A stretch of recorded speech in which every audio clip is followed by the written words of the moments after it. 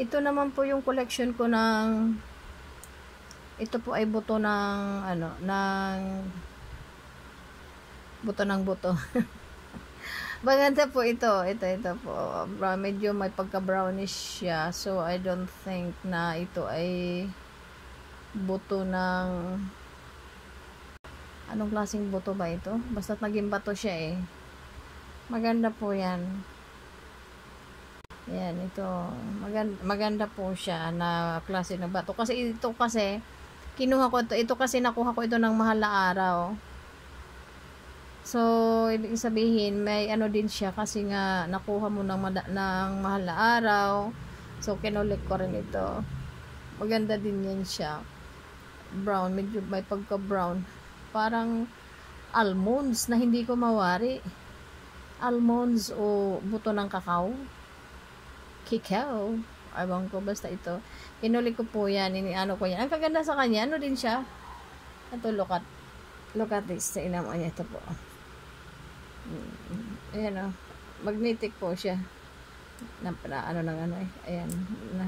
Ano siya. Ayan. Hindi siya, pero hindi na mag-anong magnet na nagmagnet talaga. Pero na magnet siya. Aray ko. Ayan tuloy. Ayan po. Nagmamagnet siya. Magnetic po siya. Magnetic siya na klaseng bato. Pero, kung anuhin natin, ito po din ay yung mutya ng prutas. Ibig sabihin, kung mayroon kang ganito, kung ang business mo ay sa prutas, maganda to ilagay doon sa lagayan ng o kahit saan sa lagayan mo ng benta or somewhere na doon sa sa tindahan mo. Maganda ito.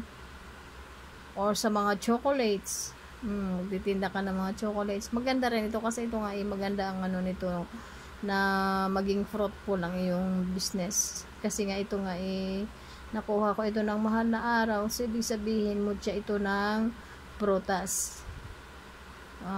Maganda po siya. Ang kanyang kulay medyo may pagka dark brown. I don't know, parang mahogany ang kulay niya. Hindi ko maintindihan. Kasi ayaw kong unawain. Maganda po ito. Sa pagiging mahilig kong mag-collect ng mga mutya, pati po ito kinolek ko. Napulot ko po siya sa dagat. Sa malapit sa ano ba yun? Ewan ko. Basta malapit. Malayo dun sa somewhere along the way. Basta ito po, maganda po ito. Para po ito sa business. Ano man ang business mo. So, maganda din ito sa pagsisil stock. Ibig sabihin, maganda ito sa business kasi may pagka-design po siya ng dila. Ibig sabihin, maganda ito sa sa larangan ng tawag niyan. Siguro sa mga social media, kung tukative ka, pwede mo itong magamit. Kasi meron siyang ng dila. Although may siguro kung magbi-business ka ng mga prutas or something, anong business mo, pag nagsisills to ka, gamitin mo ito kasi dila So ito, yan. Ayun ang interpretasyon ko na mayroon siyang ng hugis dila. Nalaglag na naman. Hindi ito dila. Dilang gala.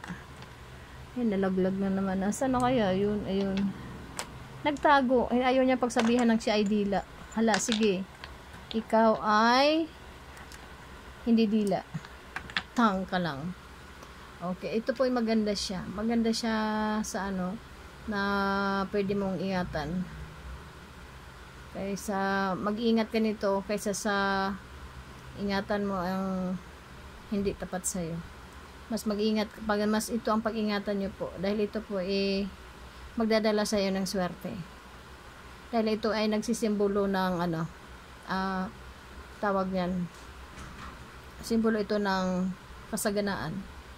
Kasi kung dila man siya, tingnan mo, makapal, mataba. At siya po ay buto ng ewan ko anong buto ito. Basta ito po ay maganda. Maganda siya. Kasi ito po ay para sa akin lang sa interpretasyon ko. bilang part din ito ng mga stone, ng mga basalt stone. So ibig sabihin mga ganito, may mga ano din to ng energy ng pagiging progresibo mo sa sign of magkakaroon ka ng progress sa business, progresibo ka sa paggawa ng kung ano ang nasa isip mo. So ibig sabihin basta't meron kang ganito, ingatan mo, dahil bibihira lang ang binibigyan ng mga mutya ng mga ganitong ganitong hugis. Hindi ko ito nakuha ng ordinary day, nakuha ko po siya ng mahal na araw.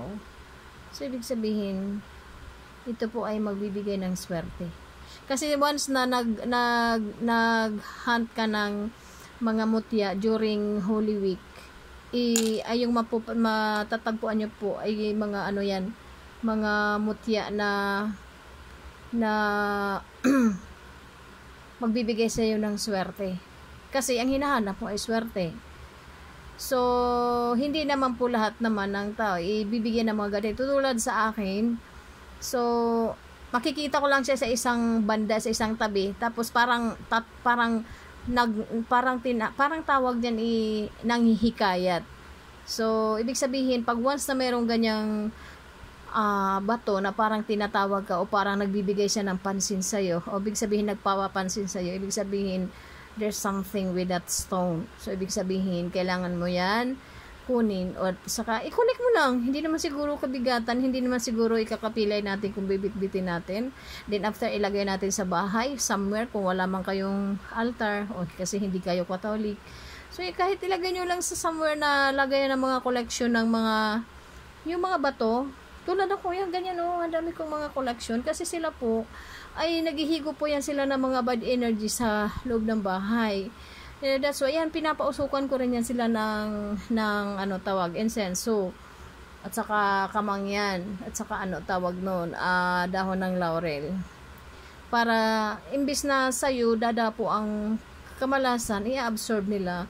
So ibig sabihin kung mayroon mang dumating na uno sa buhay mo, hindi mo yung dadamdamin. Kumbaga magiging yung magiging broad-minded ka, na hindi ka magiging emotional o pag nagka-problema ka, parang nawawala ka na pag-asa. Hindi. Kasi pagka ganito, mayroon ka mga ganyan, matatag ka po niyan. Kasi ito po, mga volcanic rock po yan.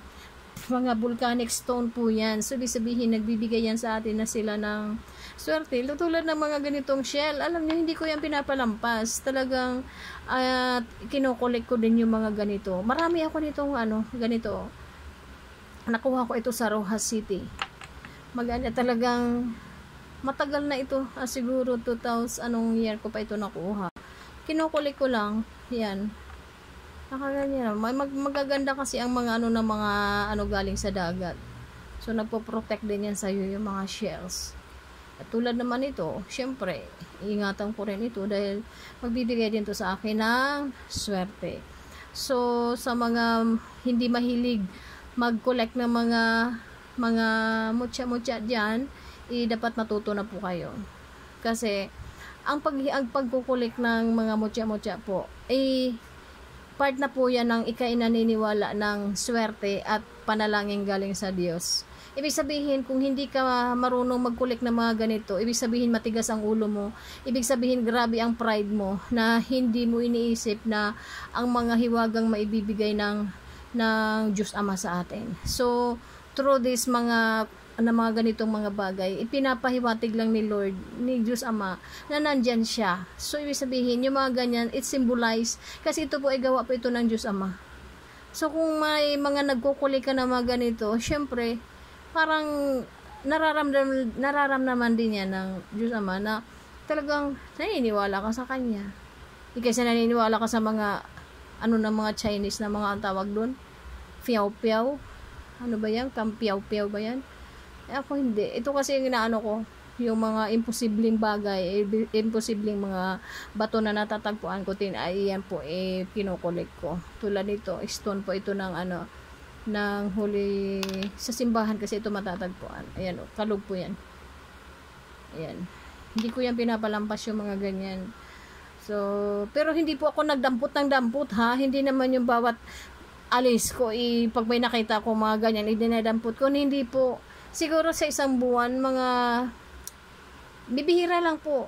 Pag itinuro yan sa akin ng aking gabay, saka ko po yan kukunin. Pag sinabi ng, halimbawa, dinampot ko na, tapos sinabi ng gabay ko na, wag mo, parang mabigat sa loob ko, tinatapon ko po yan. Hindi ko po yung binibitbit. Ganun po ako. So, ang pagkukulit ko po ay hindi lamang ako po ang may kagustuhan. Kumbaga, din yan sa akin ng aking gabay. Okay po, good afternoon and thank you po sa nanood sa aking vlog ngayon. And good afternoon and God bless po sa ating lahat. Thank you.